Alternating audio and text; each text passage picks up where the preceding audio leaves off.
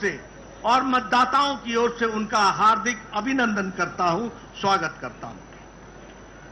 मित्रों, जो नतीजे आज आए हैं वो इस बात को बताते हैं कि ये नतीजे बहुत तरीके से पहली बार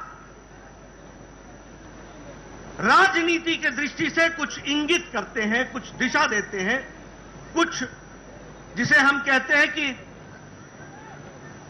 रास्ता बताते हैं कि भारत की राजनीति मोदी जी के नेतृत्व में किस प्रकार से आगे बढ़ रही है। अगर हम उत्तर प्रदेश की बात करें तो यह पहला मौका है कि 4 बार लगातार मोदी जी को उत्तर प्रदेश की जनता ने लगातार आशीर्वाद दिया है।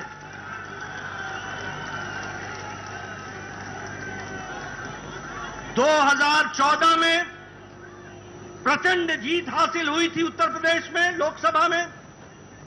2017 में प्रचंड आशीर्वाद उत्तर प्रदेश की जनता ने दिया था और हमारी सरकार बनाई थी। और 2019 में फिर से लोकसभा में भारतीय जनता पार्टी को मोदी जी के नेतृत्व में आशीर्वाद मिला था और इस बार फिर से 2022 में चौथी बार लगातार भारतीय जनता पार्टी को आशीर्वाद मिल रहा है। यह पहली बार 37 साल बाद हो रहा है कि उत्तर प्रदेश में लगातार कोई पार्टी की सरकार दोबारा आई है। यह 37 साल बाद उत्तर प्रदेश की धरती पर हो रहा है और हमारा वोट शेयर भी 42% से ज्यादा बढ़कर के आया है। इसी प्रकार अगर हम देखें तो उत्तराखंड जब से राज्य बना तब से हमेशा वहां सरकार बदलती रही, हर चुनाव में सरकार बदलती रही, लेकिन मोदी जी के नेतृत्व में उत्तराखंड का चुनाव लड़ा गया और उत्तराखंड की जनता ने भी फिर से दोबारा और पहली बार दोबारा सरकार बनाई है और उत्तराखंड में भी भारतीय जनता पार्टी को बहुमत दिया गया है। अगर हम बात करें मणिपुर की तो मणिपुर में भी पहली बार विशुद्ध भारतीय जनता पार्टी के बहुमत से अब हमारी सरकार बन रही है। यह परिस्थिति आई है, इसको भी हमको याद रखना चाहिए। और अगर हम गोवा की बात करें तो वहां हम इस बार हैट्रिक बनाने जा रहे हैं, तीसरी बार हम सरकार बनाने जा रहे हैं और वहां भी आदरणीय प्रधानमंत्री मोदी जी की नीतियों का, कार्यक्रम का आशीर्वाद हम सबको मिला है और उसके कारण ये जीत हासिल हुई है। मित्रों, जहां हम आज 4 राज्यों में सरकार बनाने के लिए अपने बहुमत के साथ खड़े हैं, वहीं कल के नतीजे जो असम के म्युनिसिपल बोर्ड के आए, कॉरपोरेशन के, आपको जानकर खुशी होगी कि 80 म्युनिसिपल बोर्ड, म्युनिसिपल कॉरपोरेशन में 77 में भारतीय जनता पार्टी ने जीत हासिल की और आज वहां भी एक बाई इलेक्शन था मंझोली का, वह भी सीट प्रचंड मार्जिन के साथ भारतीय जनता पार्टी ने जीती है। इसलिए जिसे हम कहते हैं कि हमारी जनता ने मोदी जी को भरपूर आशीर्वाद दिया, एक तरफा आशीर्वाद दिया है और उनकी नीतियों के, उनके कार्यक्रमों को फिर से एक बार मुहर लगाई है। इस बात के लिए हम सबको बहुत बहुत मोदी जी का धन्यवाद देते हैं। मित्रों,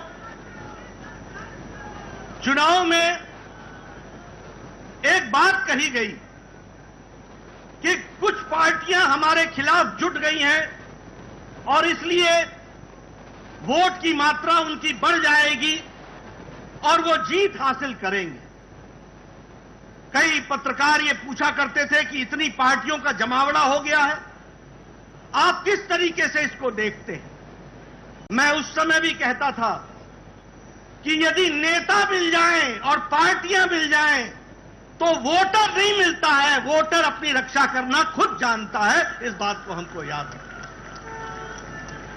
और मैंने यह भी कहा था कि चुनाव सिर्फ मैथमेटिक्स नहीं है, चुनाव सिर्फ अरिथमेटिक नहीं है, चुनाव केमिस्ट्री है।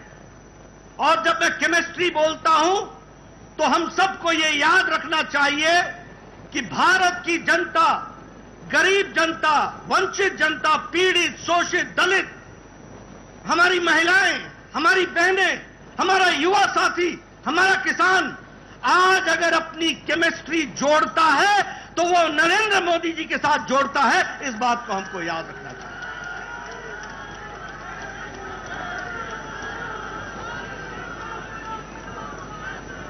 ये रसायन शास्त्र का मोदी जी की गरीबों के प्रति, जो वंचित थे, पीड़ित थे, शोषित थे, समाज के अंतिम पायदान पर खड़े थे, उनको सशक्तिकरण देने का काम मोदी जी ने किया, प्रधानमंत्री जी ने किया।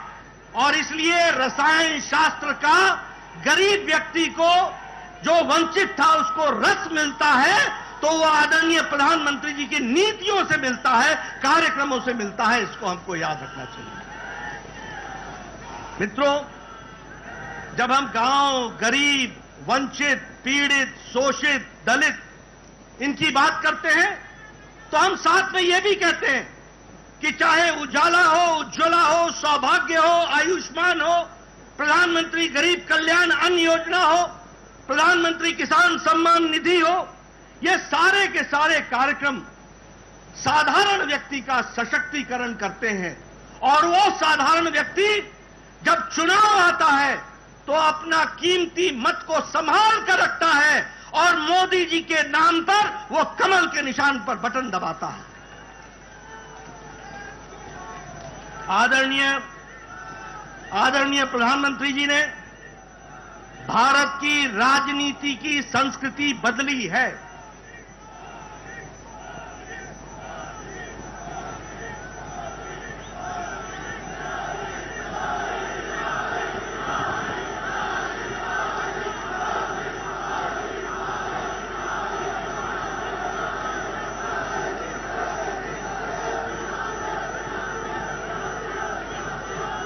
आदरणीय प्रधानमंत्री जी ने भारत की राजनीति की संस्कृति बदली है।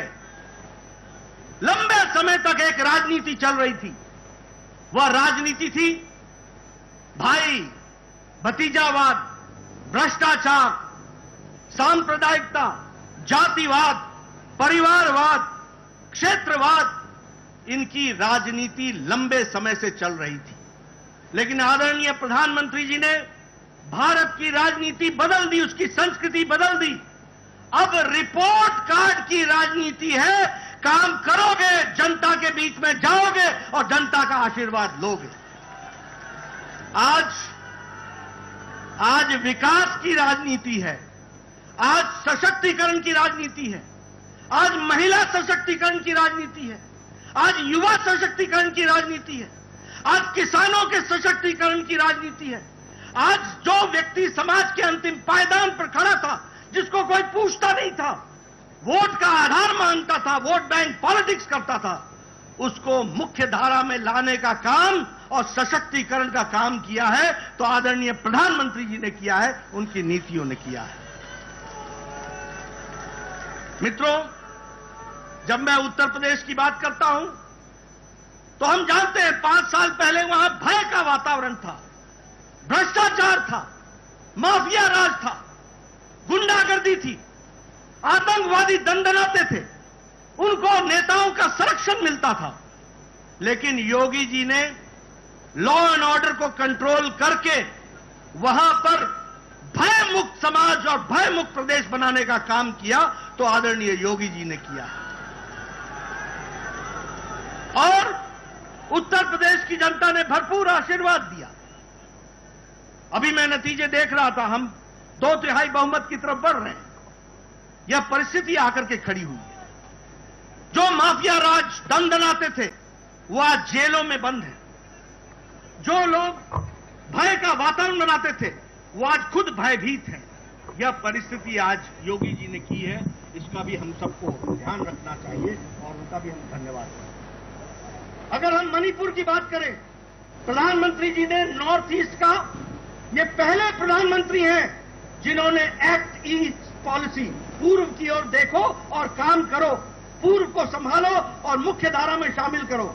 50 बार आदरणीय प्रधानमंत्री जी नॉर्थ ईस्ट में आपका प्रवास हुआ है और आपने उनके दर्द को समझा है और उनको राहत दिलाई है और मुख्य धारा में उनको लाए हैं। यही नॉर्थ ईस्ट बंद, ब्लॉकेड के लिए जाना जाता था, आज शांति और विकास के लिए जाना जाता है और मणिपुर में भी पहली बार विशुद्ध भारतीय जनता पार्टी की सरकार बनी है। अगर हम बात करें उत्तराखंड की, तो यह भी हम दोबारा जीत करके आ रहे हैं, पहली बार मौका मिला और यहां भी विकास हर दृष्टि से हो रहा है।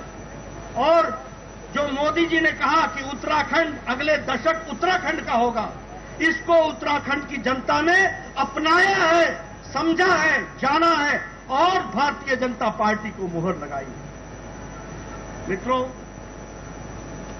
अगर ये हम सब लोग यहां बैठे हैं बिना मास्क के और नजदीक बैठे हैं, ये संभव अगर हुआ है तो आदरणीय प्रधानमंत्री जी के अथक प्रयास से हुआ है।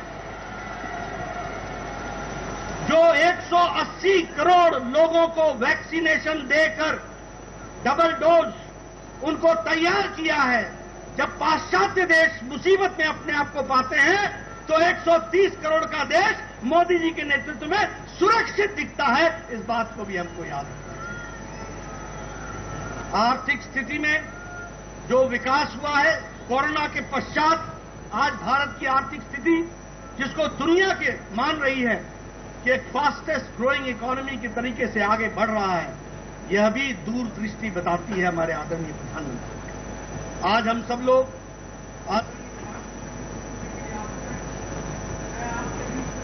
नहीं रहूंगा, मैं इस मंच से जहां आदरणीय प्रधानमंत्री जी को धन्यवाद देता हूं, सभी केंद्रीय नेताओं को धन्यवाद देता हूं, सभी हमारे प्रदेश के नेताओं को धन्यवाद देता हूं, वहीं मैं अपने करोड़ों करोड़ों कार्यकर्ताओं को बधाई और धन्यवाद देता हूं। कार्यकर्ताओं ने जमीन पर जाकर अथक प्रयास किया। क्या नेता, क्या कार्यकर्ता, क्या विस्तारक, क्या हमारे प्रवासी कार्यकर्ता, सबने अपना पूरी ताकत लगाई और आपकी जमीन पर मेहनत रंग लाई और मोदी जी की नीतियों को वोट में परिवर्तित करने में आपने अपना योगदान दिया। मैं आप सबको भी इसके लिए बधाई देता हूं और धन्यवाद देता हूं। इसी तरीके से हम लोगों ने आगे बढ़ना है और 2024 में भी इससे और आगे बढ़ करके जाना है और आप सब कार्यकर्ताओं ने अथक प्रयास अपना जारी रखना है, ऐसा मैं आपसे निवेदन करना चाहता हूं। आपके राष्ट्रभक्ति को मैं सलाम करता हूं। आपके राष्ट्रभक्ति के साथ, पार्टी के साथ खड़े होकर के कार्य को करने की मैं साधुवाद देता हूं और इसी प्रकार से हम सब लोगों ने आगे बढ़ना है और भारत को मोदी जी के नेतृत्व में यशस्वी बनाना है। इस काम को, इस लक्ष्य को लेकर हम चलेंगे। इन्हीं शब्दों के साथ बहुत बहुत धन्यवाद आप सब लोगों ने मिला।